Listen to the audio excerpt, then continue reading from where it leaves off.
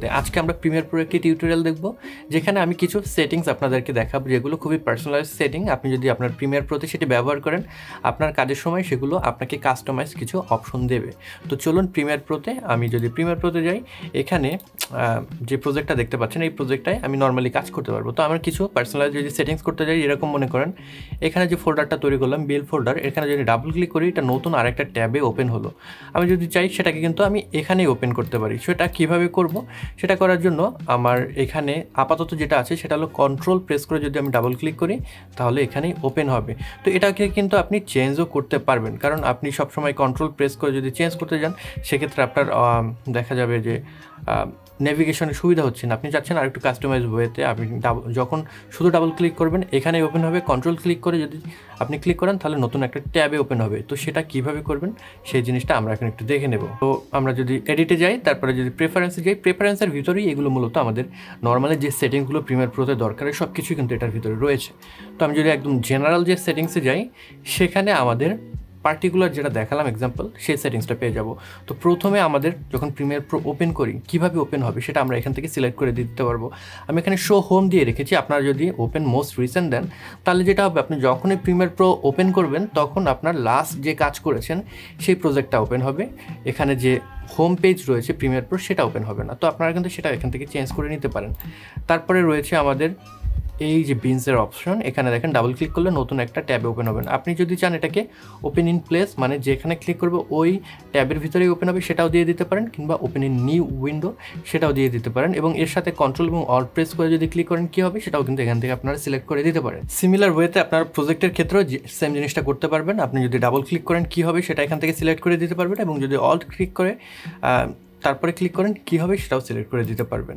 এরপরে আমরা দেখবো অ্যাপিয়ারেন্সের কিছু অপশন। তো আপনি যদি চান আপনার যে এই ভিউটা সেটা কিন্তু চেঞ্জ করতে পারেন। যেরকম এখানে একদম ডার্ক একটা ভিউ রয়েছে, আমি যদি আরেকটু লাইটার ভিউ চাই, সেটা কিন্তু আমি এখান থেকে বাড়িয়ে দিতে পারি। তাহলে দেখছেন আমার যে ভিউ সেটা কিন্তু চেঞ্জ হয়ে গেল।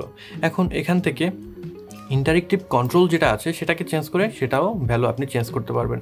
এখানে দেখতেই পাচ্ছেন এখানে যে সিলেকশন সেটা কিন্তু কালার ডিম এবং ব্রাইট হচ্ছে, তো সেটা আমরা সিলেক্ট করে দিতে পারবো। তো আপনার যদি পছন্দ না হয় সেক্ষেত্রে আপনি সব কিছু আবার ডিফল্ট করে আগের অবস্থায় চলে যেতে পারেন। এরপরে আমাদের সব সময় একটা প্রবলেমে পড়তে হয়, আমরা মাইক্রোফোন একটা পিসিতে লাগালাম কিন্তু সেই মাইক্রোফোনটা প্রিমিয়ার প্রো ডিটেক্ট করছে না। সেক্ষেত্রে আপনারা অডিও হার্ডওয়্যারের যে অপশন সেটা সিলেক্ট করে এখান থেকে আপনাদের ডিফল্ট ইনপুট যে মাইক্রোফোনটা ব্যবহার করতে চান সেটা কিন্তু এখান থেকে সিলেক্ট করে দিতে পারেন। আবার আপনি যখন হেডফোন দিয়ে শুনবেন, আপনি সামনের যে পোর্ট রয়েছে সেখানে লাগালেন কিন্তু আপনি শুনতে পাচ্ছেন না। কেন শুনতে পাচ্ছেন না? কারণ এখান থেকে আউটপুট যে অপশন রয়েছে সেটা কিন্তু আপনাকে সিলেক্ট করতে হবে। কোন জায়গায় আপনার আউটপুটটা হবে, প্রিমিয়ার প্রো কোন জায়গায় আউটপুট দেবে সেটা কিন্তু আপনাকে এখানে দেখিয়ে দিতে হবে।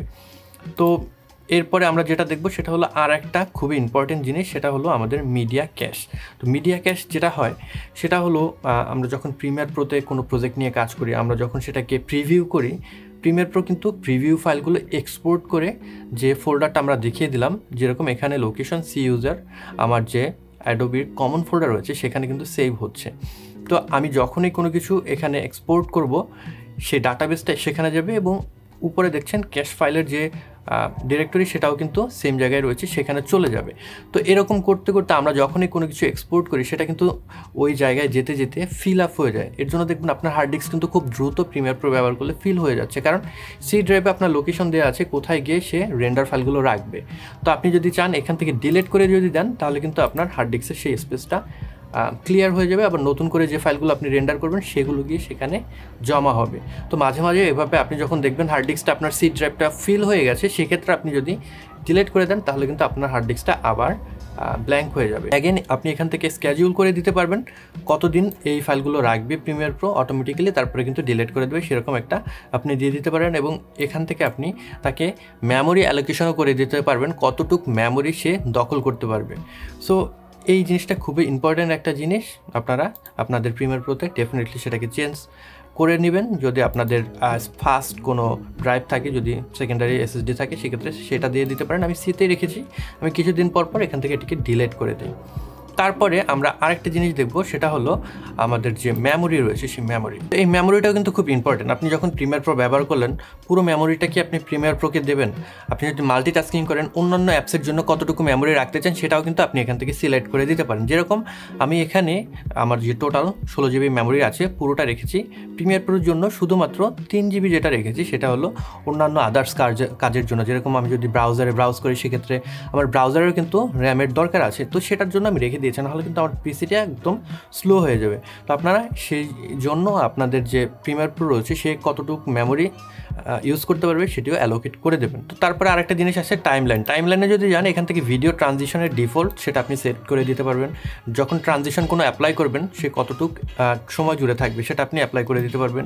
আপনি অডিও ট্রানজিশনেরটাও পারবেন, এবং যদি আপনি কোনো ছবি নিয়ে আসেন বাইরে থেকে, সেই ছবিটা আপনার টাইমলাইনের কতটুকু জায়গা জুড়ে থাকবে সেটাও কিন্তু এখান থেকে আপনারা দেখিয়ে দিতে পারবেন।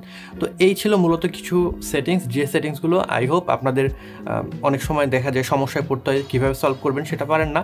তো সেক্ষেত্রে এই সেটিংসগুলো কিন্তু আপনাদেরকে হেল্প করবে। তো আপনারা আপনাদের যে প্রিমিয়ার প্রো রয়েছে সেটির যে সেটিংস রয়েছে সেটি চেক করে দেখবেন আপনাদের পছন্দ অনুযায়ী সেটা সেট করে আছে কিনা। ভিডিও এডিটিংয়ের এরকম আরও বিস্তারিত টিপস অ্যান্ড ট্রিক্স পেতে অথবা আমার video editing with Premiere Pro কোর্সটি এনরোল করতে এখনই ভিজিট করুন 10ms.com অথবা কল করুন 16910 এই নাম্বারে।